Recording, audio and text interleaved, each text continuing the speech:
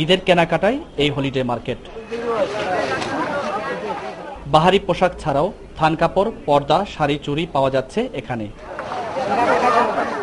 একটু কম দামে কেনার আশায় ক্রেতারা ভিড় করছেন এই মার্কেটে।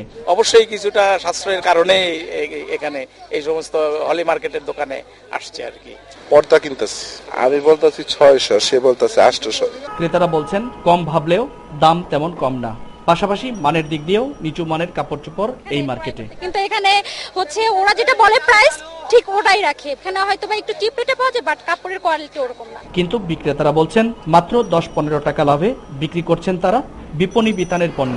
তারা তো বলবেই মার্কেটের চেয়ে এখানে অনেক কম পায়। ধরেন ওলনা আছে, সালোয়ার আছে, পেটিকোট আছে, তারপরে বাচ্চাদের আইটেম আছে, একই রেটে বেচতে আছে আর কি। ঈদ উপলক্ষে বেচা কিনে আছে মোটামুটি ভালোই লাভ হয়। 10 টাকা পিস, পার পিসে 10 টাকা করে। নিম্ন ও মধ্যবিত্ত আয়ের লোকদের জন্য এই হলিডে মার্কেট। রাজধানীর দুটি পৃথক স্থানে প্রতি শুক্রবারই বসে এই মার্কেট। ঈদকে সামনে রেখে এখানেই এখন উপচে পড়া ভিড়।